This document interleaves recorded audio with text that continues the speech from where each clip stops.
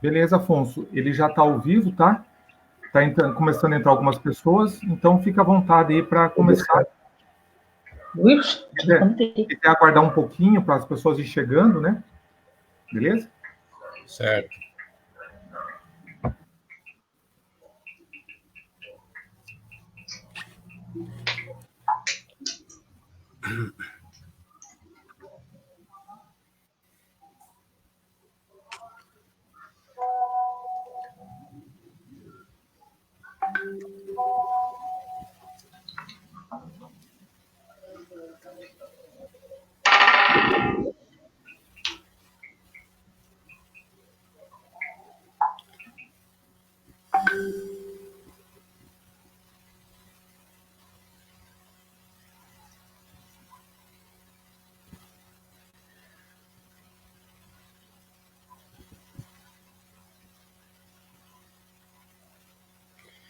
Boa noite a todos e a todas que nos acompanham pelo Face do Centro-Oeste, Sindicato de Estabelecimentos de Ensino Superior do Oeste do Paraná, Centro-Oeste e demais sindicatos, movimento sindical, movimento popular, estudantil, dos movimentos sociais do Oeste e Sudoeste do Paraná, que estamos hoje promovendo o nosso primeiro ciclo de debates, construindo a resistência e a solidariedade.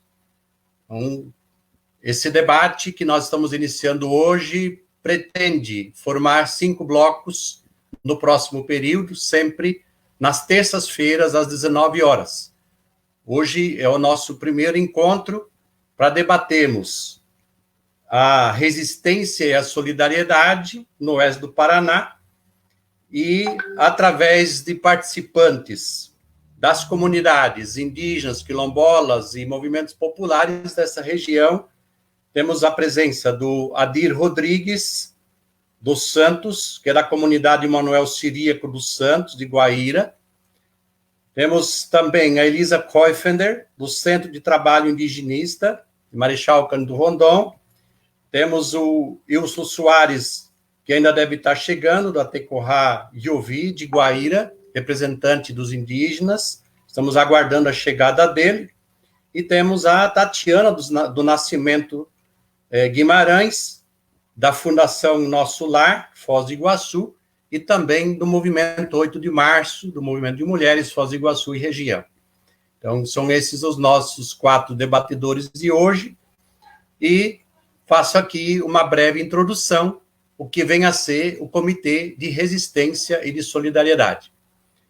Primeiro, o Comitê de Resistência começa a ser construído a partir do dia 23 de março desse ano, quando a pandemia do coronavírus acaba chegando no Brasil e começam a aparecer os primeiros pacientes do coronavírus, e nós, enquanto Centro-Oeste, fizemos uma reunião da diretoria, fizemos uma avaliação da conjuntura e entendemos que era necessário fazer um enfrentamento à dupla crise que se coloca na atual conjuntura. A crise do capital, que coloca trabalhadores do mundo inteiro na vulnerabilidade do desemprego, subemprego e sem as condições básicas de vida, e também, então, o coronavírus, que também coloca na vulnerabilidade milhões e milhões de pessoas no mundo. Então, entendendo que, diante dessa dupla crise e da conjuntura complexa, havia necessidade da gente construir a resistência, a solidariedade de classe a partir das entidades organizadas do movimento operário popular da nossa região. E esse é o sentido de a gente, então, fazer um breve resgate do que vem a ser a resistência, e também o que vem a ser a solidariedade de classe. Enquanto resistência, nós encontramos no período da conjuntura recente o enfrentamento necessário ao capital mais agressivo dos anos 90 para cá, que se caracteriza como retirada sistemática de direitos.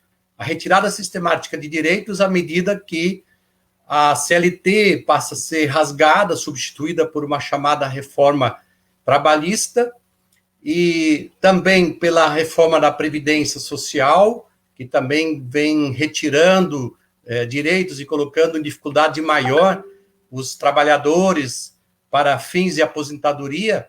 Nós chamamos pelo tempo de trabalho, tempo de contribuição exigido, podemos chamar de aposentadoria pé na cova, porque as pessoas já estão praticamente em caminho de morte quando conseguem, enfim, se aposentar. E também pelo congelamento de recursos públicos da Educação, Saúde e Previdência de 2016, a partir daquele ano, nós também tivemos uma dificuldade maior para as pessoas de maior vulnerabilidade. E dentro desse contexto também vimos a própria Constituição Federal sendo frontalmente atacada, até mesmo a democracia sendo atacada pelos governos neoliberais e, no último período, inclusive, um ataque de governo neofascista, ou de cunho ultradireitista, né? E que também acaba colocando em xeque a própria democracia. Então, razões para resistência não faltam. E, para finalizar, então, nessa parte da resistência, o coronavírus, que também exige resistência, no sentido de fazer com que os governantes garantam o isolamento social necessário para os trabalhadores, em geral, para a população em geral, de maneira que também o sistema de saúde não seja colocado em colapso. À medida que a maioria da população é atingida pelo coronavírus, os centros, as UTIs, o sistema de saúde não suporta, né, atender todos ao mesmo tempo. E, nesse sentido, também o comitê tem cumprido resistência nos municípios onde instalados, nas 5 regiões onde tem os campi da UniOeste, Cascavel, Toledo, Marechal, Foz do Iguaçu, Beltrão, e também com decretos pelos comitês e sindicatos que o compõem, para exigir o isolamento social necessário. Para além do mais, então, exigindo também dos planos emergenciais dos governos federal, estadual, que cheguem até, de fato, aos vulneráveis da nossa região. Então, também nesse sentido, exige resistência e exigência política da parte dos comitês. Finalmente, o sentido da solidariedade de classe, a gente recorrer aos anos 80, quando os comitês de desempregados ou os fundos de greve dos trabalhadores, no ascenso do movimento operário, as comunidades também, as comunidades populares se organizavam junto com os trabalhadores para garantir com que os trabalhadores fossem atendidos nas suas demandas, nas suas pautas de greves. E, mais recentemente, aqui na nossa região, de 2017 para cá, nós organizamos também o Comitê de Lutas Sociais para prestar a solidariedade aos indígenas da nossa região, tanto quanto da retomada, da demarcação das terras indígenas, que nunca acontecem, pelo contrário, quando tem decretação de intervenção da justiça frente a essas retomadas indígenas, assim como também de um tornado que aconteceu também naquela mesma época, por volta de 2017, em Guaíra, e destruindo 2 aldeias, também o Comitê de Lutas Sociais se fez presente. Então, nesse sentido, a experiência de comitê de solidariedade se faz, então, mais do que necessário nesse momento, à medida que a solidariedade de classe, na nossa opinião, é a única saída que um trabalhador que tem pouco pode socorrer o outro que nada tem, o que está em vulnerabilidade maior. Então, nós estamos construindo essa solidariedade de classe e estamos hoje trazendo a contribuição dessas 3 entidades, né, na pessoa do Adir, da Elisa e da Tamara, da Tatiana, para falar sobre as experiências do Comitê de Resistência e Solidariedade em cada uma dessas regiões onde a UniOeste está instalada, e movimento sindical, popular, estudantil, movimento de mulheres, indígenas e quilombolas se faz presente nessa trincheira de resistência, de solidariedade de classe. Então, nesse sentido que nós vamos estar ouvindo agora, as contribuições do Adir, né? Adir, que representa, então, a comunidade Manuel Ciríaco dos Santos, né? De Guaíra, uma experiência de em torno de 40 para 50 anos, né? De resistência desse quilombola em Guaíra. Adir, a palavra é tua.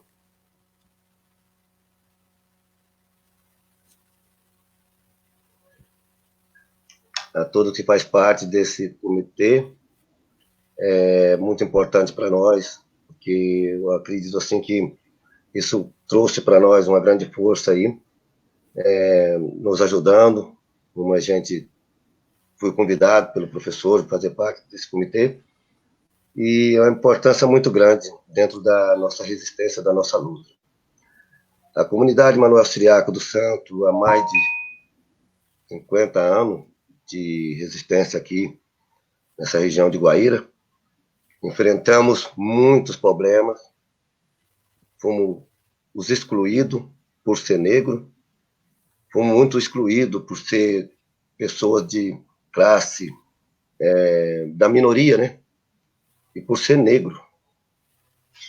Por ser negro, a gente foi muito excluído. Isso eu tenho na lembrança desde a época dentro de uma sala de aula, onde a gente se sentia menos do que as pessoas brancas. A luta nossa não vem só aqui, a nossa luta já começa, eu digo assim, quando eu falo para todo o pessoal aqui da comunidade, que a nossa luta ela não começa aqui no Brasil, a nossa luta ela já vem desde o continente africano, quando nós fomos trazidos, nossos antepassados, eu digo heróis, muitos que não conseguiram chegar nem aqui no Brasil, nesse país, né? Fomos arrancados da nossa terra e fomos jogados aqui no país, Brasil. Posso dizer que o Brasil é um país que a gente ama, a gente vive nesse país, mas totalmente assim, lembro o professor, todos que estão no grupo, a gente lembra das correntes, dos troncos, do sangue derramado na construção desse país. País que negro, escravos, não teve nenhum tipo de direito. Tivemos território, tivemos a questão da educação, da saúde, saneamento básico, moradias, no nosso povo. Eu digo só a comunidade quilombola Manuel Ciríaco, como todas essas comunidades que existem aqui no Brasil. Sonho de luta, resistência, que hoje a gente vem buscando, e que essa porta se abriu um tempo bem novo para cá, onde hoje a gente tem muitos companheiros, principalmente vocês que estão aí, acredito que são pessoas parceiras, são pessoas que lutam por nos até mostrar alguns caminhos para que a gente se torne forte e sábio para enfrentar essa luta. Porque nós fomos totalmente esquecidos numa terra querida, mas uma terra que a gente foi esquecido, de forma que o negro não se constava na questão de sociais, questões de todas as políticas públicas que garantiam essas comunidades, esses negros. Então, isso é uma luta que a gente vem aí, eu posso dizer, há quantos décadas? Enquanto do nosso pessoal mais velho, que hoje não existe mais aqui nessa terra. Principalmente a comunidade quilombola Manuel Ciríaco do Santo. Nós te demos o nome dela em memória do nosso pai, que foi guerreiro, um pai que lutou muito na região de Minas Gerais, no garimpo, na cana-de-açúcar, engenho de cana-de-açúcar, de todo o sofrimento em Minas Gerais, em busca de uma vida melhor para essa região do Paraná. E aqui a gente encontrou muitas pedras no nosso caminho. Eu digo assim que a gente, professor, todos que estão nos ouvindo aí. É um espaço que é muito importante para nós. Em memória do nosso pai, em memória dos nossos antepassados, em memória de todos que hoje não está aí, mas a gente tem na memória a presença deles no sangue e a força dos nossos orixás. É por isso que nós estamos na luta e temos força para lutar. Apesar de todo o sofrimento, de tudo que a gente passou, nós temos essa força interior para estar na luta e cuidar do nosso povo. Esse comitê, professor, eu digo assim, para nós, é uma importância muito grande. Foi as primeiras pessoas, os primeiros que lembrou da comunidade quilombola e que nos ligaram, principalmente você, professor, e outros mais, que ligaram e falou na nossa questão, nesse primeiro momento, que uma coisa que a gente nunca enfrentou na vida, esse Covid-19. Então, era um momento que a gente estava meio assustado, sem saber o que fazer. Nós ainda não tínhamos uma noção ainda do que se tratava direito essa questão desse Covid. Nos pegou como pegou o mundo de surpresa, e principalmente a comunidade, não digo só quilombola como dos indígenas, nós somos uma comunidade mais frágil nessa questão, porque eu digo que se um de nós pegar, todos da comunidade também pegaria, porque nós somos muito próximos. E eu acredito que é um momento que eu acho que nós seríamos os últimos da fila a acessar a saúde.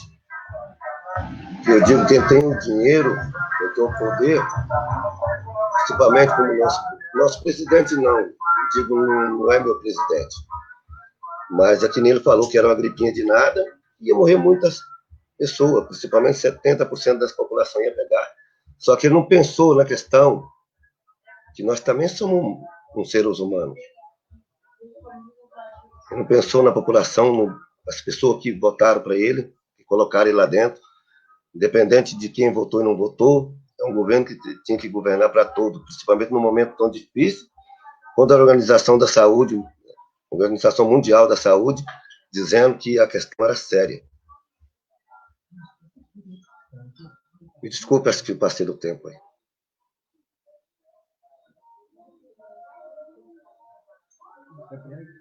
Aí para a gente fazer a conexão aí das comunidades quilombolas com as outras comunidades.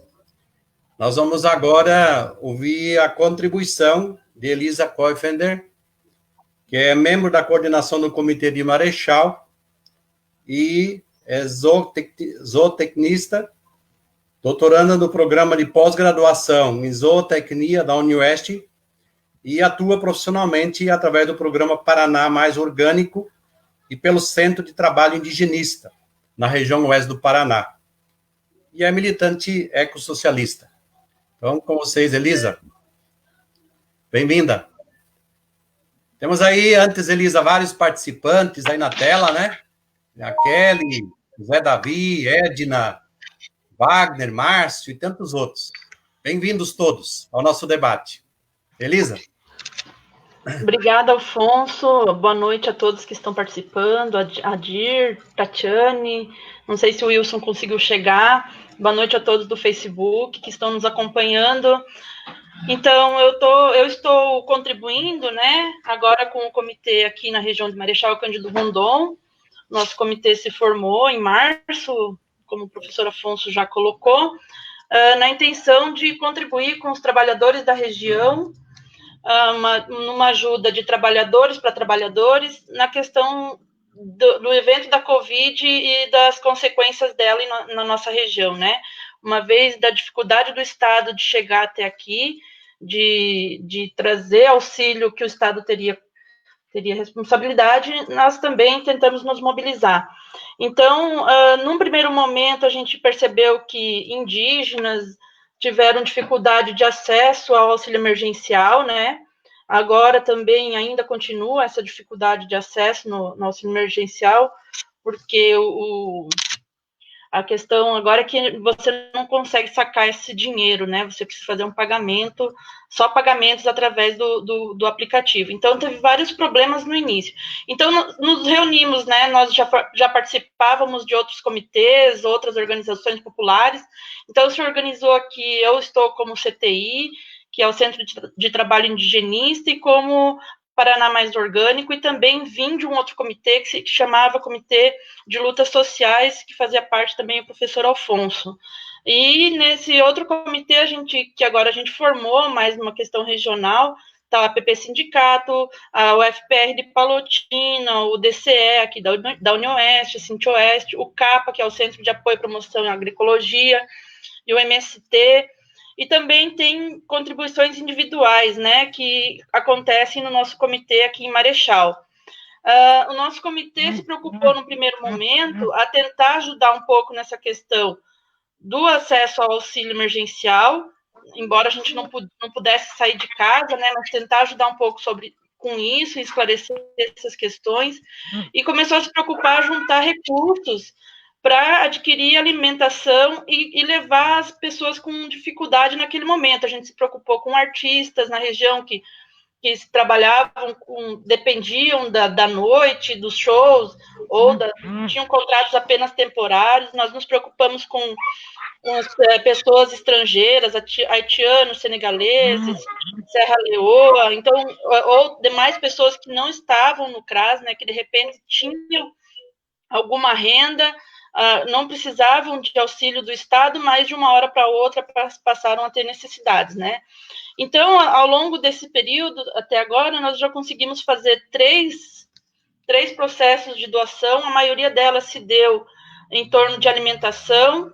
Junto com o CAPA, nós também fizemos uma grande doação de alimentos orgânicos, e daí a gente conseguiu mobilizar produtores orgânicos, então incluímos agricultores da região e também do sudoeste, compramos alimentos, né, foi comprado alimentos desses agricultores, giramos um pouco a economia nesse sentido, e fizemos doações de cesta básica, tanto para indígenas, quanto para o pessoal do Quilombo, quanto para pessoas aqui da cidade de Marechal Cândido Rondon.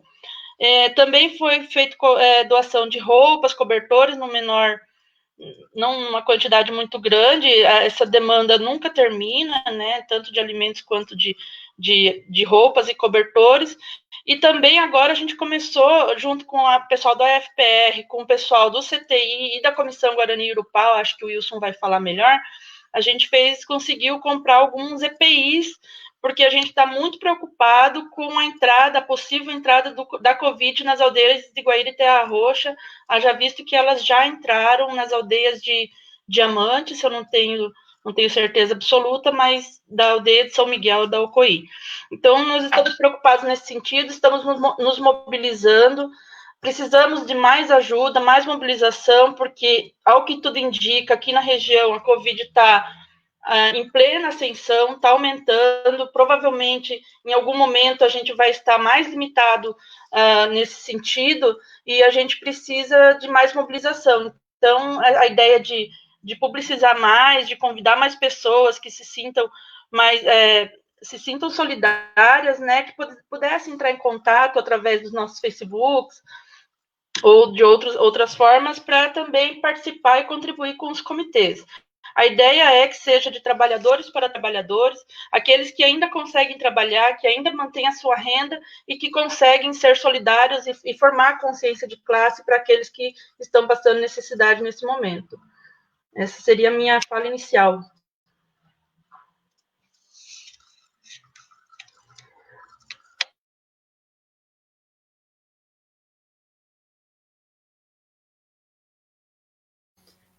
A relação. Nós acabamos aqui de perceber na tela o Wilson.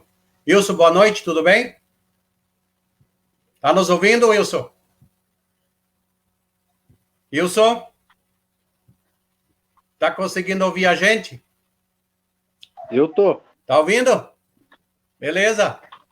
Então vamos lá, nós vamos ouvir agora a tua contribuição, Wilson. Wilson Soares é da Tecorá Iovi, de Guaíra, e ele está como representante dos indígenas da região, aqui de Guaíra, Terra Roxa, né? Nós temos 14 aldeias aqui de Terra Roxa e Guaíra, e tem mais outras 5 aldeias da região, Santa Helena, Diamante e São Miguel do Iguaçu, formando as 19 aldeias da nossa região.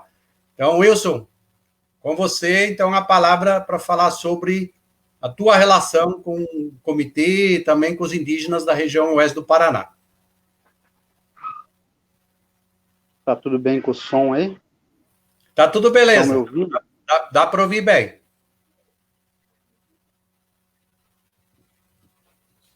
Bom, desculpa a bagunça que tá aqui. Tive umas outras correrias aí, até isso acabou me atrasando hoje. Mas, pelo menos as nossas aldeias, assim, a aldeia que a gente está agora, que é Tecoihoú, e as demais aldeias, que são 8 em Guaíra, são 6 em Terra Roxa. Assim, o que a gente vê, assim, é que esse é um momento que a gente depende, assim, de muita solidariedade, porque a gente sabe aqui da situação precária que vive muitas comunidades, e também a gente sabe que tem um preconceito muito grande na sociedade que tem aqui ao nosso redor, sendo uma sociedade muito, muito preconceituosa, muito, muito intolerante. Então, a gente teve, assim, um tempo que a gente já tinha nessa situação, assim, de isolamento devido a essa violência que vinha da cidade, né? Então, a gente já tinha que viver isolado, e a gente já tinha também algumas situações em que a gente passava por muitas necessidades, assim, nas aldeias. Então, para nós, assim, a situação ela continua ainda muito semelhante, né? Então, não vou aqui mentir para vocês que a situação está péssima ou a situação está ótima, né? Então a gente não tem como dizer isso, mas só que agora, pelo menos nesse momento, assim, contando com a solidariedade desse comitê, a solidariedade também de outras pessoas que resolveram, assim, fazer parte, assim, desse comitê aí, né, ajudando nesse comitê, nas arrecadações. Então isso para nós é muito importante, né, porque a gente sabe que agora é um período em que todo mundo tem que ficar isolado, né? Para a gente assim, não fez tanta diferença, mas só que a gente sente um certo impacto, porque se antes a gente já vivia isolado, hoje a gente tem que viver isolado, porque a gente corre 2 riscos. Um risco é a violência vindo da sociedade não indígena, essa sociedade chamada sociedade civilizada, que nos trata com discriminação, com preconceito, e também de maneira que a sociedade acaba nos tratando como se fosse inimigo, né? Como se fosse um coronavírus que não pudesse ser aceito aí na cidade por eles. Então a gente tem sofrido ameaças, tem sofrido ataques nas aldeias, disparos de arma de fogo, né, parentes assassinados, né, com arma de fogo, parentes que foram assassinados a pedradas, parentes que ficaram paraplégicos aí devido a esses atentados sofridos pela sociedade. Então a gente sabe que a gente já tem essa situação de ter que ficar isolado, né? A gente já tem que ficar em alerta, a gente tem que ficar tomando todo o cuidado possível, não sair na rua, não ficar na entrada da aldeia, porque a entrada da aldeia é perigosa. motorista que passa fica dando tiro por cima da aldeia. A gente não pode sair na rua que motorista tenta atropelar.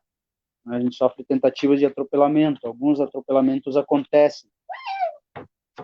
E então esse é um período que a gente está mesmo contando com a solidariedade de todo mundo. E tanto que até hoje eu ainda, quando eu preciso de alguma coisa, eu chamo a Elisa, eu chamo o Luciano, porque na verdade é aquilo, né? Às vezes a gente fala que somos amigos, mas às vezes a gente acaba procurando só quando a gente precisa, né? E quando não precisa, às vezes a gente acaba tendo esse distanciamento, né? Mas só que a nossa luta aqui, ela continua, ela só tem um risco a mais, que é o risco de ser contaminado. Então, a gente está tomando o máximo de cuidado possível. A gente recebeu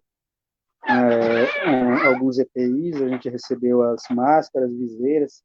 Então, isso para nós também é muito importante, porque a gente não tem assim esses EPIs, né? A gente não conseguiu com o município, não conseguiu com a CESAI. Até a própria CESAI, ela tá sem EPIs, né? sem assim um preparo estrutural assim adequado para que eles possam entrar nas aldeias em caso de infecção, em caso de doentes por Covid. Eles não estão assim tão preparados para eles estarem fazendo esse atendimento. Então acho que é um momento que veio assim justo numa hora que a gente está mais precisando, e a gente sabe que a necessidade ela é urgente.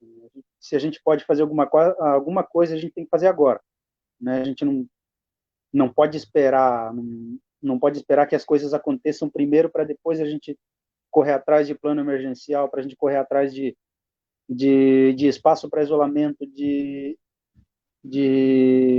estrutura para a gente colocar pacientes, né? Então a gente não tem que estar esperando, né, a doença chegar primeiro, né? A gente já tem que estar preparado, porque que nem disse o cacique Celso, ele falou assim, ó, a situação aqui ficou feia, e as aldeias que ainda não chegou, se prepare, porque uma hora ou outra ela vai chegar. Então você tem que estar preparado, psicologicamente preparado, e você tem que estar tomando o máximo de cuidado possível, porque depois que ela chegar, aí todo mundo fica apavorado e acaba que os cuidados não são mais adequados. Então, para nós Guarani, que já vivemos assim numa situação assim de risco, né, vamos assim dizer, então a gente conta assim muito com a ajuda de vocês, e a gente também está aqui para colaborar no que for possível. A gente também não tem muito a oferecer, né? E justo essa pandemia vem colocando barreiras, vem colocando empecilhos aí até para a nossa cultura, né? Então acho que a minha fala é essa, né? Talvez a gente ainda a gente está meio sem tempo para falar, mas eu acho que é isso, né? Por enquanto a situação aqui é essa.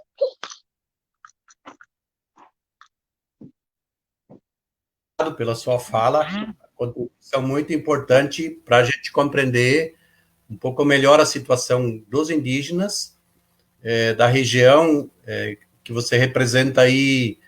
São 14 aldeias, são 712 famílias que o Wilson está se referindo, que estão resistindo nesse momento contra a não demarcação das terras indígenas, que são lutas históricas pela demarcação, os indígenas encurralados ao largo do Rio Paraná, né, com muitas dificuldades, e agora, nessa situação do coronavírus, piorou. E do cacique Celso, que o Wilson estava dizendo, é o cacique lá da Ocuí, de São Miguel do Iguaçu, onde o coronavírus já chegou com toda a força, através de indígenas que trabalham na LAR, uma empresa de indústria alimentícia, onde vários indígenas trabalham.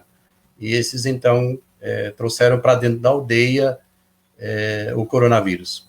Enfim, nós vamos dar sequência aí, chamando a atenção da importância da participação do público, né? Vocês podem formular pergunta, que a próxima rodada a gente vai estar incluindo uma pergunta do público presente, público participante pelo Face. Então, fiquem à vontade para formular questões aí para os debatedores. E nós vamos dar sequência agora à fala, então, Tatiana Guimarães. Tudo bem, Tatiana? Beleza? Tatiana é presidente da Fundação Nosso Lar, instituição parceira do comitê. Tatiana, graduada em Ciências Sociais, é coordenadora de projetos e intervenções de promoção do direito da criança e adolescente. Então, também faz parte do movimento de mulheres de Foz do Iguaçu. A palavra é tua, Tatiana. Boa noite. Queria agradecer a participação nessa live e principalmente a Tamara por ter me aproximado desse comitê que está realizando um trabalho tão grandioso nesse momento tão dramático da história do nosso país, né? Tá mostrando as entranhas que, infelizmente, nós teremos que criar metodologias novas para criar mais força nessa resistência. A minha participação no comitê começou a partir da campanha das mulheres do 8 de março, na verdade. A fundação ela tentou criar uma articulação entre as organizações de defesa das classes mais vulneráveis e, através do movimento do coletivo de Mulheres Livres, Mulheres Sem Fronteiras, perdão, o coletivo das Mulheres Sem Fronteiras, que foi que organizou o 8 de março, nós iniciamos uma campanha de solidariedade. E essa campanha era voltada especificamente para as mulheres vítimas de violência com filhos, em medida protetiva. E nessa ação, nós começamos a articulação com outros coletivos, com outras organizações, e disso desdobrou em várias frentes, que eu vou tentar fazer um resumo rápido aqui, para demonstrar, né, a maneira como a gente tem tecendo uma rede de solidariedade e, a partir disso, buscar criar estratégias de resistência. Começamos com a arrecadação de alimentos, a partir dessa campanha de solidariedade do coletivo de Mulheres Sem Fronteiras, arrecadando alimentos, kits de higiene, principalmente com a entrada do Covid-19 em abril. Percebemos, a partir disso, a necessidade da produção de máscaras de prevenção, onde a Lourdes Aquino e a Daniela Antunes Garcia sugeriram que nós articulássemos costureiras e doações de tecido para produzirmos máscaras para entregar junto com os kits de higiene e os alimentos, as cestas básicas, para essas mulheres em vulnerabilidade, risco, medida protetiva. E várias mulheres começaram a trazer novas ideias e novas propostas e somaram a essa ação. Nisso entrou a Sandra, que é do Movimento das Mulheres Camponesas, com a produção de sabão. A Daphne, que é professora da UNILA, também sindicalista da CESUNILA, produziu sabão líquido.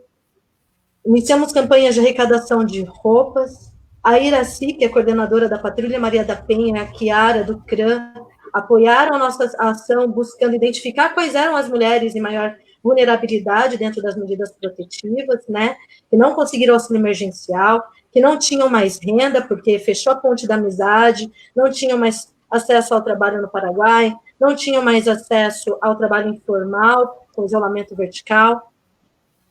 Conseguimos, através desse coletivo das Mulheres Sem Fronteiras, doações da PP Sindicato, cestas básicas, do Festival Solidário Underground, que era um festival de rock da cidade, onde mulheres também arrecadaram várias cestas e produtos para destinar aos mais vulneráveis. A Unidade Popular doou cestas básicas. Outras costureiras da sociedade civil doaram cerca de 300 máscaras de prevenção, que a gente distribuiu nas escolas municipais em torno da Fundação Nosso Lar para as famílias.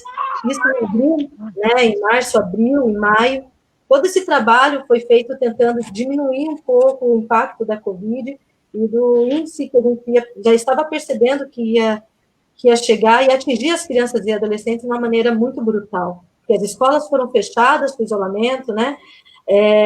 As mães ficaram em casa, o aumento da violência doméstica cresceu de maneira absurda, e no qual a gente ainda não consegue nem identificar quanto essa violência está atingindo índices cada vez maiores, pois a gente não tem mais a escola para poder fazer as denúncias, né, dos problemas que as crianças e adolescentes demonstram em relação à violência. As mulheres não estão conseguindo também se desvencilhar dada a dificuldade econômica dos seus agressores, dependem muitas vezes das estruturas em relação ao cuidado de filho, em relação à casa, a trabalho, a renda. Então, todo esse contingenciamento de coletivos se unificaram em prol dessas ações, onde a gente se uniu ao comitê, com a Tamara, que nos apresentou, né, e nos trouxe ainda mais doações para a gente poder ainda atingir outras frentes que a gente ainda não tinha identificado, que são os estudantes e as famílias em vulnerabilidade, que não só as menos favorecidas, mas as da classe média, que começaram também a entrar em colapso econômico por falta de recursos. Nessa rede de solidariedade com o Comitê Resistência e Solidariedade, nós acabamos entrando com ação também com a aldeia, o OCOI, onde nós produzimos máscaras. Foram 516 máscaras produzidas pelo Coletivo Itinerante Crianças Livres, uma rede de voluntariado, é um voluntariado das Crianças Livres, com a produção de máscaras feitas por costureiras voluntárias, a doação da PP Sindicato nos tecidos, o Centro de Direitos Humanos que encaminhou essas máscaras para a aldeia Ocoí, quando a gente soube, né, do grande contingenciamento de contaminados, principalmente atentando para o fato de que 600 eram crianças e adolescentes. E 100 litros de álcool em gel foi conseguido também pelo Foz para Todos, que é um outro movimento social que está se organizando na cidade. E temos toda essa rede hoje, né, de tentativa de resistência e solidariedade das organizações voltadas, principalmente para as famílias em grande vulnerabilidade da classe trabalhadora, que hoje é as que estão recebendo o maior impacto, vamos dizer assim, da negligência estatal, da violência institucional e dessa forma desigual de se tratar o acesso às políticas públicas. E outro fator que a gente hoje tem se atentado muito dentro dessa situação é a situação da escola, a ausência da escola, a educação remota, a ausência de grande contingenciamento de estudantes que não têm acesso à tecnologia, não têm acesso às infraestruturas necessárias para conseguir, minimamente, né, conseguir desenvolver as atividades que estão sendo agora alancadas pelo governo, contando como presença, entrando agora sem a gente saber exatamente, né, como que vai se dar as avaliações, o nível de aprendizagem, a ausência de metodologias pedagógicas, com uma família sofrendo todo tipo de impacto econômico, de saúde mental, de condições de sobrevivência, que não tem acesso à alimentação, não tem acesso aos produtos básicos, muitos não conseguiram auxílio emergencial. Então, é essa realidade que hoje a gente se encontra, tentando aqui, minimamente, né, contribuir, vamos dizer assim, com as cestas, com máscaras, com kits de higiene, e tentando fomentar, dentro desse grande coletivo de inúmeros grupos, inúmeros voluntários, testar uma rede de resistência e solidariedade para pensar em novas estratégias de combate a essas violações todas que a gente está vivenciando. Contribuição muito rica em dados, a gente compreender um pouco aí a ação do Comitê de Resistência e Solidariedade de Foz do Iguaçu e região. Lembrando que lá, inclusive, o MST de São Miguel do Iguaçu também contribuiu aí com 10 cestas básicas para a aldeia indígena de Ocuí de São Miguel, também bastante importante a contribuição do MST. Assim como o MST em toda a região tem contribuído, né, toneladas e toneladas de alimentos distribuídos para famílias vulneráveis, especialmente para indígenas, né? Então, muito importante a contribuição do movimento, que também vai ter assento no debate, em um dos debates lá na frente. Agradecendo aqui a presença de Adeilson, Tamara, Paulo Porto e tantos outros que estão na tela aí nos acompanhando, e dizendo que logo, logo nós vamos puxar uma pergunta do público presente aí no Face que está nos acompanhando. Eu vou formular uma pergunta agora para vocês nos enriquecer o debate. A pergunta simples, curta e direta. Como diferenciar um assistencialismo tradicional da política burguesa da solidariedade de classe? Como vocês poderiam compreender, interpretar a diferença entre assistencialismo tradicional e assistência no sentido da solidariedade de classe? Então, se quiserem, podemos inverter nesse momento. A Tamara, desculpe, Tatiana, a Tamara está presente de outra maneira, né, Tatiana? Podemos inverter, Tatiana? Você começa? Pode ser? A palavra é tua, Tatiana. Obrigada. Então, é uma pergunta que eu tenho me feito constantemente, porque é uma preocupação muito grande, inclusive, e creio, né, tenho pensado em projetos de intervenção nesse sentido, que seria a gente não só entregar as cestas, né, os materiais, mas criar vínculo com as histórias, os cotidianos desses grupos atendidos, criar diagnósticos sociais, a gente fazer relatórios, escrever a respeito, né, de todas as violações que a gente percebe no dia a dia, as negligências da rede de assistência, as negligências, as opressões que ficam ocultas nesse cotidiano, invisibilizadas, e criar mecanismos de denúncia, né, documentos denunciativos, para que a gente possa realmente tecer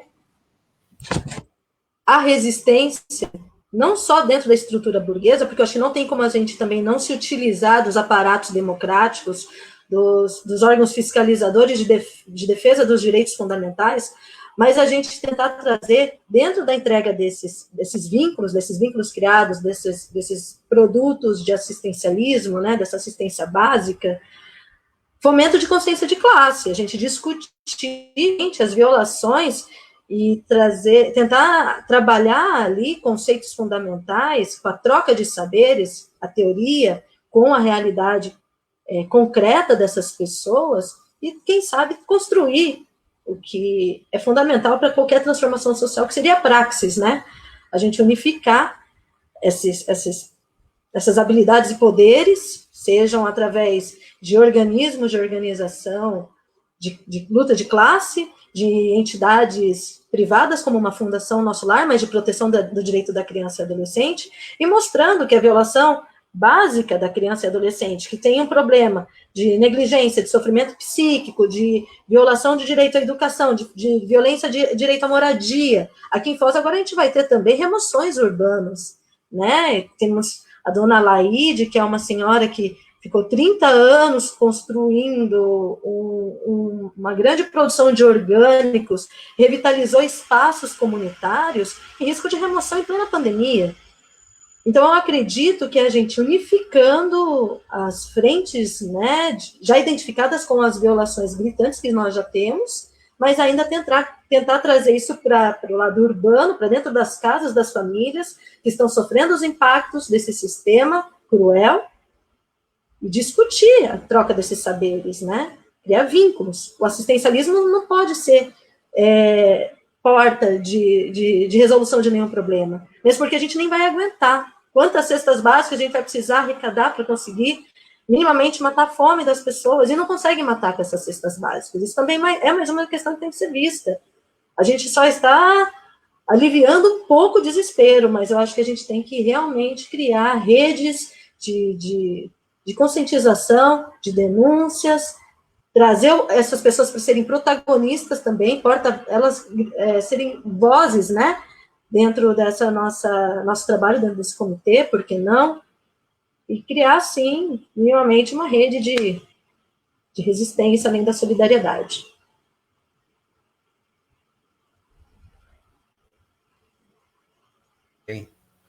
Wilson, como pensar essa situação a partir da resistência indígena que vem de 1500 desde a invasão portuguesa no Brasil. Como pensar essa relação do homem branco, do dominador, do invasor, né? Como pensar essa questão da resistência da parte de vocês numa perspectiva de demarcação das terras indígenas? E, ao mesmo tempo, que vocês esperam do Estado uma ação que não acontece. Bom, para nós, sinceramente, assim, a gente vem fazendo assim essa resistência aí na luta pela demarcação. E chegou um momento em que nós também não sabemos o que fazer. A gente faz assim os nossos remédios naturais, mas só que a gente não sabe até que ponto eles podem nos proteger. A gente não sabe até que ponto esses remédios vão ser eficazes, né? E a maior parte da floresta, dos remédios, a gente também não tem mais, né? Então, tem coisas que a gente necessita da natureza que não se encontra. Tipo, você não vai achar no meio do soja, você não vai achar no meio da cidade. Então, é um momento em que a gente está, sinceramente, assim, mais tomando assim um cuidado de não estar saindo na rua, de não estar indo para a cidade, mas só que a gente precisa também sair na cidade, a gente precisa ir para a farmácia, a gente precisa ir para o mercado. Então, algumas vezes a gente tem que estar saindo da aldeia. E continuamos também firmes assim com o pensamento positivo, contando com a graça de Nyanderu, e também somos gratos também a Nyanderu, porque essa doença ainda não chegou na nossa comunidade, na nossa aldeia. Então é uma coisa que deixa a gente bastante feliz, mas também ao mesmo tempo muito apreensivos, porque é uma coisa que a gente não conhece, é uma coisa que a gente nunca viu. Da mesma forma que aconteceu no passado, as doenças que vinham, que a gente não conhecia, que a gente nunca viu, e dessa mesma forma a gente está sendo ameaçados hoje, né, por uma doença, por um vírus, por uma coisa que a gente não conhece, uma coisa que a gente não vê. É uma coisa que vem com a água das chuvas, que vem com o vapor das cidades. Então, infelizmente, é uma coisa que a gente não pode ver. É uma coisa que a gente não pode segurar, é uma coisa que a gente não pode remediar. Então, a gente tem esse medo, de ser infectado, a gente vê parentes sendo mortos, a gente está perdendo lideranças, a gente está perdendo membros de comunidades para essa doença. E então a gente está, como eu falei, a gente tem esses dois riscos, a gente está perdendo parentes aí para uma doença, e a gente também está perdendo aí para violência, para violações dos direitos, sabe? Porque até mesmo a falta de perspectiva, a falta de esperança, a falta de você não ter aquela segurança de dizer eu tô nessa terra, e nessa terra aqui é o lugar onde eu vou morrer, onde eu vou ser enterrado, né? Nem isso a gente não tem hoje. Então isso nos preocupa bastante. Isso traz a depressão, isso traz o suicídio, isso traz a droga para dentro das aldeias, isso traz a bebida alcoólica, isso traz as doenças. Então é por isso que a gente toma esse cuidado. A gente tem falado com os rezadores, com os jovens, e algumas coisas têm mudado. Em algumas situações a gente tem conseguido conscientizar assim as comunidades indígenas, e mas só que tem momentos em que a gente tem que criar um atrito com algumas pessoas, porque elas não querem usar máscara, fala que é uma doença que é lá do branco, é uma doença do branco, não é uma doença do índio. Então a gente tem essa dificuldade de estar esclarecendo para essas famílias que é uma doença que é do não indígena, mas que pode ser passado para nós que somos indígenas. Então a gente tem algumas dificuldades nesse ponto, mas a gente está levando assim dessa maneira, né? Tá tomando cuidado e a gente está nesse ponto agora, né? A gente não sabe para onde a gente vai, né? A gente não sabe que caminho a gente segue. Mas, assim, a única coisa que eu posso dizer é que a solidariedade de vocês está nos ajudando a se manter assim nas comunidades. Porque depois da violência, depois das campanhas contra a presença indígena, contra a demarcação, o desemprego, a falta de recursos e a falta de assistência dos órgãos públicos e também das próprias agências de emprego, discriminação nas escolas. Então, depois de tudo isso, a gente ainda tem o reflexo desse impacto que veio antes da pandemia, né? E também tem agora esse impacto que veio depois da pandemia, que a violência não acabou, a violência continuou, tentativas de atropelamento continua, a ameaça contra as comunidades continua, né? Então isso tudo continua. As coisas que tinha antes da pandemia continua tendo depois da pandemia, porque a gente sabe que a violência e o preconceito não acabou, ele continua existindo e continua sendo, mas só que a gente não tem essa voz assim para a gente tá denunciando, a gente não tem assim essa visibilidade, né? Não tem algo que coloque a nossa situação para que ela seja vista, para que o nosso grito seja ouvido, né? Então é isso.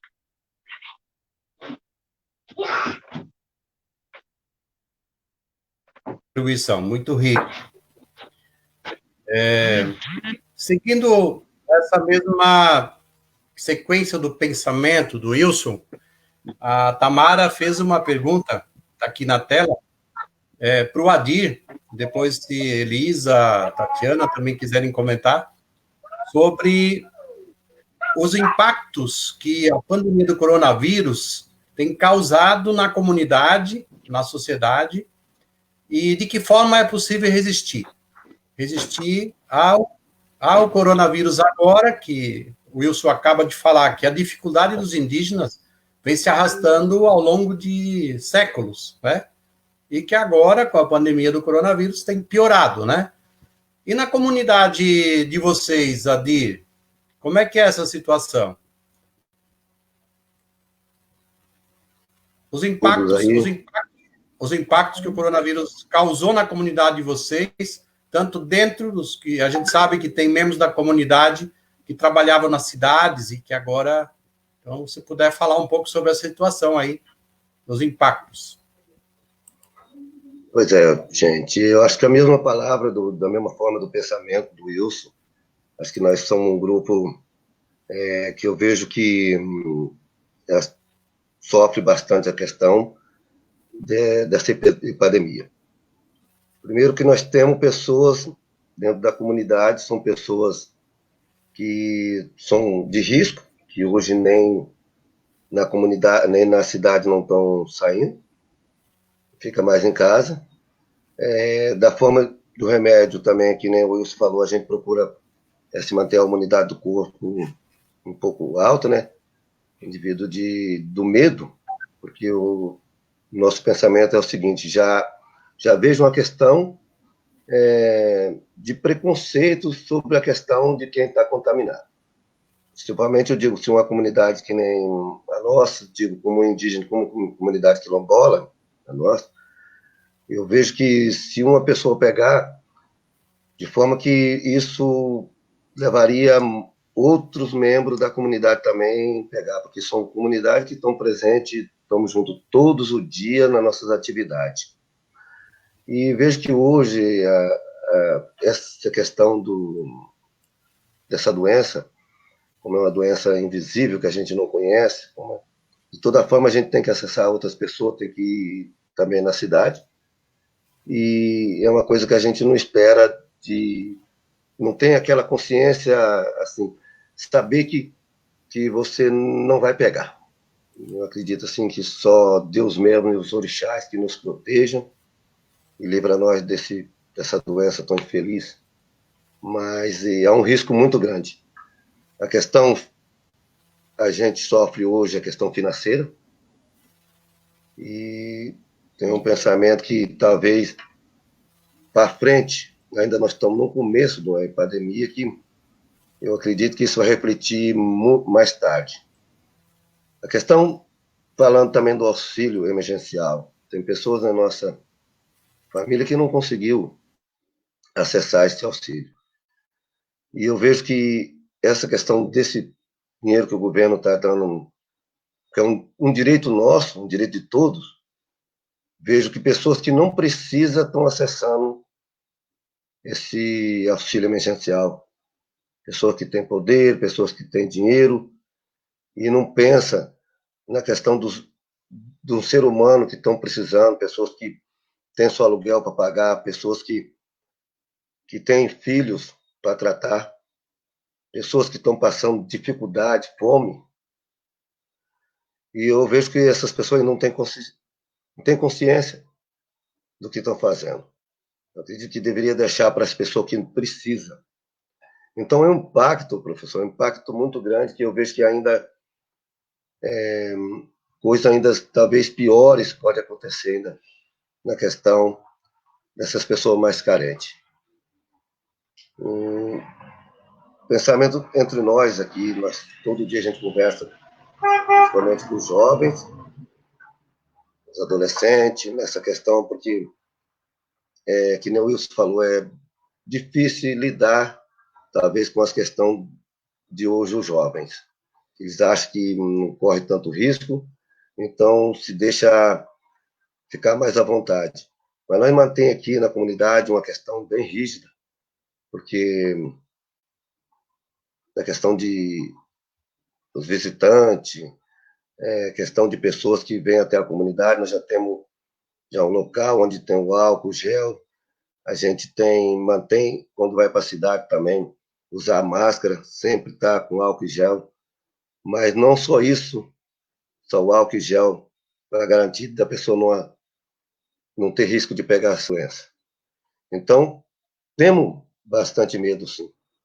É uma questão de medo, porque a gente vê que é uma doença que ela mata, e o maior triste de tudo é de uma pessoa morrer por causa dessa doença e não ter uma despedida, não ter um local onde vai sepultar, já é uma coisa que não existe um velório, não existe nada mais. Então, a gente carrega esse medo, sim.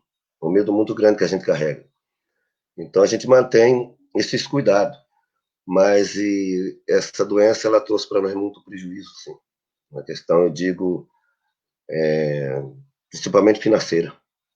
A gente vem passando problema porque teve pessoas da nossa família que perdeu seu emprego, não só uma família, várias famílias que estão na cidade, que perdeu seu emprego, que estão com dívida, estão com aluguel atrasado, estão passando muita dificuldade.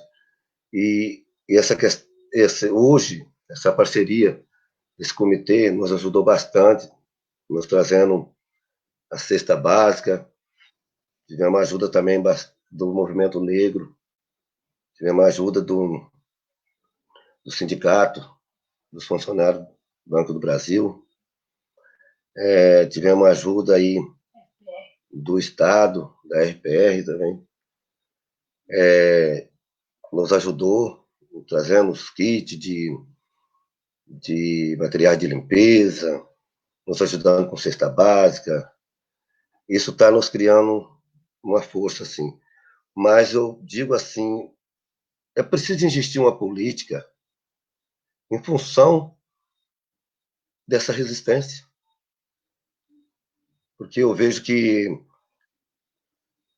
a cesta básica é em primeiro lugar, porque a fome, ela não espera, e principalmente quando é crianças, né? Mas acredito que tem que existir uma justiça, uma política que possa garantir daqui para frente como vai ser amanhã, como vai ser daqui a ano que vem esse impacto, como que vai acontecer para o ano que vem, como que vai ser, que previsão nós vamos ter, quando vai acabar essa doença, quando eles vão criar uma vacina que possa garantir que as pessoas podem retomar a sua vida como era antes. Esse é o pensamento que a gente tem aqui dentro da comunidade. Que resistência a gente vai poder seguir daqui para frente? De que forma que a gente vai ter que trabalhar? Como que vai ser? Essa dívida acumulada, como que vai acontecer daqui para frente? Tipo, como a energia elétrica deu esses 3 meses. Como que vai ser daqui para frente? Essas contas vão amontoando. E que forma que a gente vai ter que trabalhar daqui para frente? É um pensamento que a gente busca todos os dias. De que forma que a gente vai trabalhar daqui para frente a questão da resistência. Porque eu digo, a resistência, a gente somos resistentes, como o negro, como os indígenas, somos resistentes. Mas essa resistência sobre tudo o que está acontecendo, de que forma que a gente vai trabalhar para frente, que garantia a gente vai ter, porque eu não vejo uma política ainda da parte do governo que se trata desse caso. Esse é o meu pensamento, o pensamento da comunidade quilombola aqui. Muito obrigado, Adir. Com certeza você está expressando aí o que é o sentimento mais puro aí da comunidade Manoel Siríaco dos Santos, né? Sempre presente aí nas lutas. A gente sabe da dificuldade de vocês, né? Em torno de 70, 80, né, pessoas, mais de 10 famílias que estão aí concentradas nesse quilombo, né? Com muita dificuldade, né? Muitos que foram para a cidade tiveram que voltar porque perderam emprego na cidade. Agora não tem espaço de moradia na comunidade, né? Então, para nós do comitê, isso é um sentimento muito forte da necessidade, da solidariedade para sobreviver a essa crise, né? Pois é, professora, gente, desculpa. A moradia, essa é a nossa luta aqui dentro mesmo, esqueci de falar. A nossa luta é a moradia, porque a terra dá para a gente plantar o feijão, dá para a gente plantar a batata, dá para plantar a mandioca, dá para criar animais, mas a moradia que está mais nos batendo nesse momento. Tem várias pessoas que querem voltar para a comunidade e nós não temos condições de construir. Inclusive, tivemos essa ajuda do comitê, onde a gente pôde comprar aí tijolos, mas ainda estamos com a mãos atadas em poder conseguir mais alguns outros itens para a gente começar a construção. E vejo que no meio hoje do governo a gente não tem uma saída, eu bato de porta em porta, e é um ano político de eleições que agora não tem como fazer nada. Então, o que nós hoje tem que se agarrar aos companheiros, juntar essa força vinda dos companheiros, de pessoas que possa estar aí nos ajudar. Inclusive, o comitê para nós é uma importância muito grande. Legal, Adir. Tamo junto. Força aí.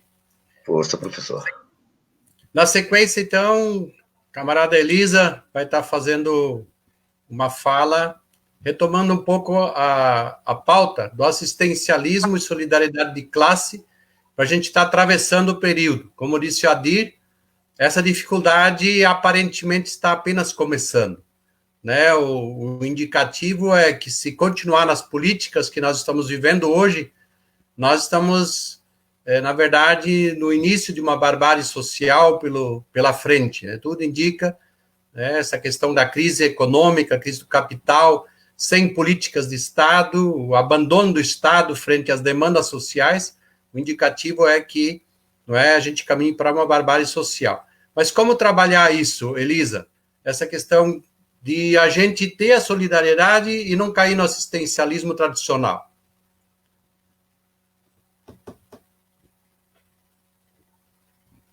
Estão me ouvindo? Agora sim. Não é de hoje. Sim, não é de hoje essa nossa luta, né, Alfonso? Nós somos companheiros de longa data, junto com outros camaradas. O Wilson nos conhece também há tanto tempo. A Dir, tivemos contato mais recentemente, mais próximo. Mas, então, um fato desse, como a Covid, como uma pandemia, ela é um fato que só faz aflorar um problema muito maior que já vem de longa data, né? Tanto que é por isso que nós temos esse companheirismo, temos esse trabalho que já antecede essa questão da Covid, e não é de hoje que a gente trabalha com indígenas e está tentando mobilizar as pessoas em prol de questões políticas que vêm assolando o país, várias delas, né? Agora, por último, estamos lutando para a questão da Fundeb, né? Mas, então, para diferenciar um pouco dessa questão entre solidariedade e de classe e assistencialismo, eu acho que o fundamental sempre tem sido, eu acho que nós temos feito isso, Alfonso, dentro das nossas limitações, junto com vários camaradas, é trazer essa consciência para essas pessoas com quem a gente trabalha, sobre quem é, de fato, realmente o inimigo que a gente enfrenta. O nosso inimigo agora parece ser a Covid, mas a Covid, a pandemia, ela é a cortina de fumaça que mostra a dificuldade que o nosso país tem, que é político e econômico, né? É o nosso sistema político e econômico que está nos trazendo hoje como o segundo maior país, o segundo país com mais casos, né, de mortes na pandemia, e que está colocando as sociedades mais vulneráveis numa situação caótica, como diz o Wilson na fala dele, perdendo suas lideranças para essa doença, né? Parece que a história se repetindo, os indígenas novamente passando por doenças, né? Tendo doença de branco e sendo dizimado a população. Então, não é um problema atual que está trazendo uma questão. Eu sempre, quando vou nas aldeias, sempre quando eu trabalho junto com meus camaradas, com as pessoas das entidades que estão sempre envolvidas, sempre me faço essa pergunta e converso com meus camaradas sobre, poxa, a gente está sendo assistencialista? Não, a gente não está sendo assistencialista, nós estamos sendo solidários, e vamos continuar sendo solidários, porque é isso que a gente precisa e que a gente consegue fazer nesse momento, porque nós não temos uma consciência de classe formada para conseguir mudar um sistema político tão assolador, tão assassino que a gente está enfrentando. E num problema político, né, num problema que a gente tem agora, que é um problema de saúde, esse problema de político mostra o quanto que ele é ineficaz, o quanto que ele é problemático para essa sociedade, né?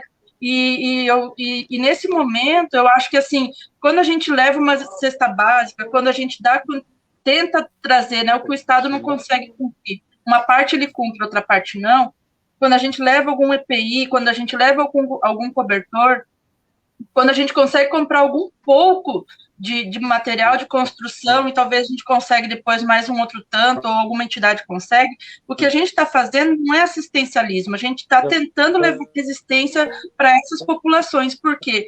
Para que elas não caiam na criminalidade e, de repente, sofram mais ainda com a pandemia, né? Ou para que não se desmobilizem nos seus movimentos sociais. E eu acho que tem uma fala, eu vou citar um verso aqui, do Dante Ramon Ledesma, eu não sei se é dele, mas ele canta, que ele fala, na Vitória do Trigo, ele fala assim, mas quando a fome dói, é que todo homem entra em guerra, né? E eu acho que a gente está nessa fase já faz muito tempo, essa fome, que fome é essa, né? Essa fome por justiça, essa fome por acesso à educação, Nós temos um trabalho, o Paulo Porto está assistindo, outras pessoas estão assistindo, nós trabalhamos com vestibular indígena, de acesso à educação para os indígenas, né? É pouco, nossa, não cabe todo mundo lá, muita gente quer e a gente não dá conta, mas a gente vai fazendo junto com eles e eles estão cada vez mais querendo. Então, cada vez mais eles buscam esse direito deles, né? Inclusive a DIR tá aí, que é um direito dos quilombolas também, né? Várias coisas que a gente tem feito, acesso à assessoria jurídica, assessoria com relação a outros problemas. Então, é um mundo de coisas que a gente precisa se reunir e continuar para combater esse modelo político-econômico. Eu acho que é isso que a gente tem que fazer.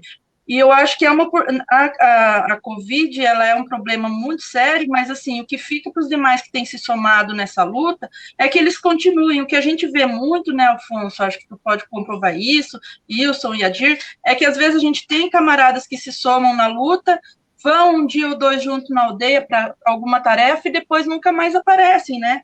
Então, como manter, acho que fica a pergunta para esse grupo, para quem está nos assistindo, como manter essa mobilização, como manter essa vontade de ser solidário ao longo, independente do que esteja acontecendo, mas até a gente chegar nessa nossa utopia de um mundo melhor, mais justo e mais para todos nós, trabalhadores e trabalhadoras. Eu acho que essa que é o nosso bichinho, né, que está mexendo aqui. Como nós vamos manter essa unidade para além disso e para todo o momento, até a gente chegar nesse mundo mais justo. Obrigado, Elisa, muito bem. Essa contribuição aí vai amarrando as pontas, né? E nos provoca para debates mais profundos. Então, nós temos a provocação da Elisa, que fazer com que essa aliança que a gente está começando, ou que a gente já vem há mais tempo, né? Fazer com que essa aliança se amplie, que mais gente se some a essa luta, mais entidades, mais pessoas conscientes, né? Se somar a essa luta para a gente conseguir, médio e longo prazo, ter uma resistência muito maior do que a gente tem hoje. Para a gente pensar uma espécie de poder operário popular, uma espécie de poder da classe trabalhadora com quilombolas, indígenas, demais oprimidos, a gente tem uma grande aliança no campo-cidade para a gente poder resistir a qualquer tipo de política estatal torta que venha, ou contra as imposições autoritárias do capital, dos patrões, né, e seus aliados dos governos, contra os pobres em geral, né, contra os oprimidos, contra a classe trabalhadora em geral. Então, esse é um desafio que está colocado para todos nós, né, e pelo andar da nossa carruagem, nós não temos mais tanto tempo, eu vou fazer um pequeno balanço para a gente dizer o que nós temos feito até aqui. Na soma total, nós temos em torno de 40 entidades envolvidas nesse processo. São em torno de 40 entidades sindicais, populares, estudantis, indígenas, movimento de mulheres, indígenas, quilombolas, enfim, são muitas entidades envolvidas nesse processo. E nós conseguimos até aqui contribuir, em média, não dá para dizer exatamente, porque o movimento está no dia a dia acontecendo, ainda mais em torno de 3 mil famílias que receberam as nossas cestas básicas. Em torno de 3 mil famílias, e nós conseguimos arrecadar até aqui aproximadamente 300 mil reais. Aproximadamente 300 mil reais que diferentes entidades sindicais, populares ou pessoas sensíveis com o sofrimento do outro contribuíram para esse processo, né? Fora toneladas e toneladas de alimentos que vêm da agricultura familiar, que vêm do MST, que vêm de pequenos agricultores, né? De doadores de alimentos, né? Doadores de máscaras, doadores também de roupas para trabalhar no fronte do... Então, nós estamos num momento muito rico, muito importante dessa construção da solidariedade. E nós vamos ter nos próximos dias, em Francisco Beltrão e região, um evento, no dia 25 de julho, no sábado, o encontro entre aqueles que precisam e aqueles que têm pouco e que querem doar, para ser sincero, em torno de 280 famílias que vão estar sendo beneficiadas pelo Comitê de Beltrão e região e o Fórum Sindical e Popular de Beltrão, Acessuário e outros, né, que vamos fazer chegar, né, alimentos para 280 famílias num único dia. Então, com bastante importância esse momento, que é o Dia do Agricultor e é o Dia do Motorista. Então, por isso a razão no dia 25 de julho, né, em Beltrão e região. Mas em todos os comitês, né, das 5 regiões, esse é um processo de solidariedade acontecendo a cada instante. Então, muito rico isso. Nós vamos finalizando a nossa live. Infelizmente, nosso tempo avançou bastante. Eu vou passar a palavra para cada um dos participantes, debatedores de hoje, para deixar sua mensagem final aí de contribuição a esse debate, como sendo do primeiro ciclo de debates de Construindo a Resistência e Solidariedade. Elisa, invertendo, pode ser, Elisa, seu último alô aí para a gente ir fechando aí a nossa live de hoje. Então, pessoal, para mim é isso, né? Eu acho que cada um de nós está aqui se doando, né, no sentido na busca de algo melhor, que não é apenas, ou não estou diminuindo a questão da pandemia, mas assim, não é apenas esse momento a gente sabe que ele vai passar, que a gente vai continuar com as nossas dificuldades, né? Então, o que eu queria trazer aqui para o grupo e para as pessoas que estão nos assistindo é que esse sentimento de que a gente sempre pode fazer algo melhor, a gente sempre pode ajudar alguém, a gente sempre pode pensar e sonhar em um país melhor, um país mais justo, e essa é a nossa grande luta. Eu acho que esse é o grande sentido de se viver, né? Claro, para além dos seus objetivos pessoais, dos teus sonhos de estudo, de profissão, do que você quer ser na sua vida, mas do que adianta você ter tudo isso e o seu olhar para a pessoa do lado e ver que ela não tem o mesmo acesso, que ela não teve as mesmas condições, que ela não conseguiu nem sonhar com tudo aquilo que você conseguiu realizar. Então, eu acho que essa é o grande fogo que move, né, as pessoas, ou deveria mover as pessoas na busca deste país, deste mundo melhor que nós estamos sempre buscando, né? E sempre querendo mais pessoas. Então, que as pessoas não se desmobilizem, que as pessoas não desistam, que elas, às vezes, elas estão com muito pouco, mas elas podem trazer pelo menos um obrigado, elas podem pelo menos trazer uma mensagem boa, podem fazer uma oração, podem estar se doando de alguma forma para aqueles que estejam precisando, né? Então, para mim é isso, eu acho que sempre é essa minha... É a mensagem que eu tenho para deixar sobre o que eu penso e que eu acho que as pessoas poderiam pensar também para melhorar esse país, essas nossas condições que a gente tem hoje, né?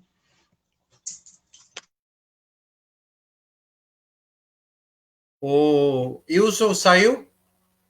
É que caiu o contato do Wilson. Camarada Adir, sua palavra. Quero aqui agradecer o grupo, quero agradecer por essa oportunidade aí e dizer, nunca desistir. Vamos ter esperança para um mundo melhor, aonde não há diferença de cor, de raça ou de qualquer etnia. Estamos num mundo que é onde nós temos que sempre acreditar, ser resistente e acreditar. Há dias melhores.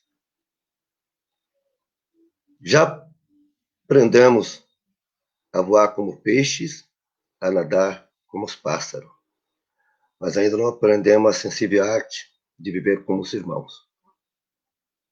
Esse é o meu recado. Força, que Deus nos abençoe todos e que os orixás nos protejam. Amém.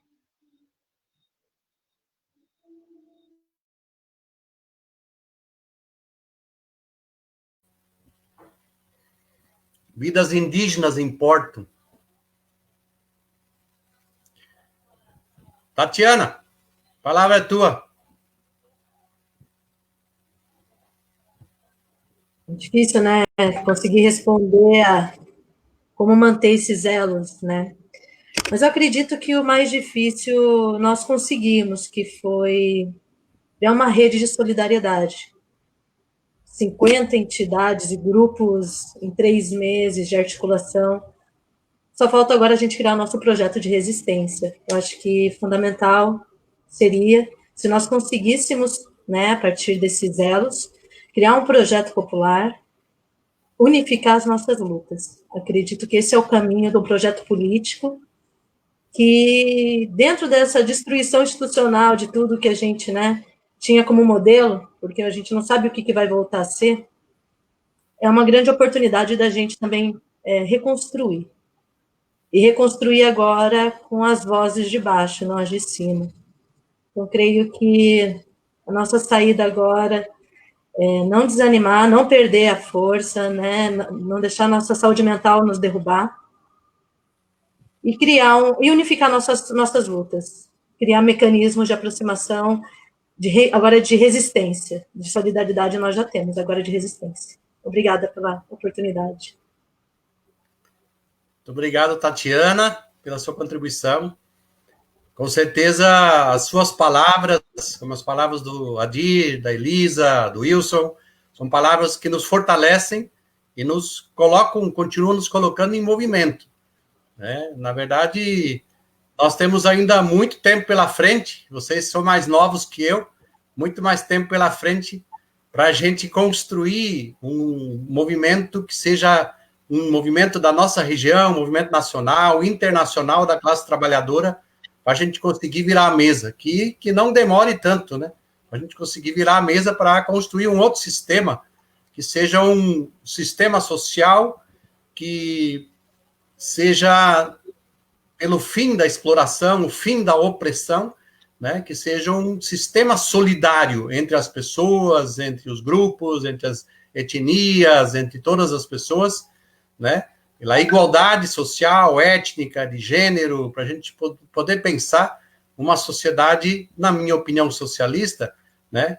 Temos divergências, talvez, entre nós, me parece que não, mas, enfim, estamos aqui construindo a solidariedade de classe a partir do local de trabalho, moradia, estudo, no comitê, resistindo, e que chegue logo o momento que a gente possa se rebelar coletivamente, pelo avançar da consciência da classe trabalhadora, uma rebeldia nacional e internacional contra esse sistema de exploração, de opressão e dominação do ser humano, que coloca o lucro e o capital, o dinheiro, acima da vida, né, e acima da saúde das pessoas. Quero finalizar, então, esse nosso debate, nosso primeiro debate, agradecendo a Tatiana, a Adir, a Elisa, Wilson e todos os outros que nos acompanharam pelo Face aí do Centro-Oeste, agradecer a participação de todos e dizer, finalmente, que nós todos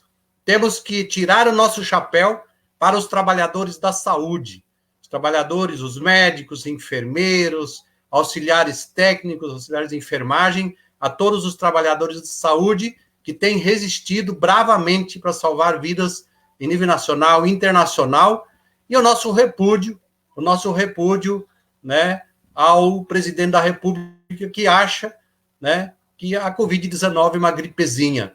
Então, que a todos que pensam igual ele tenham o nosso repúdio, porque vidas importam, seres humanos importam, acima do lucro e acima do capital.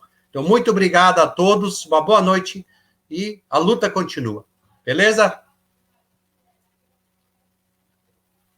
Boa noite, pessoal. Até a próxima. Boa noite.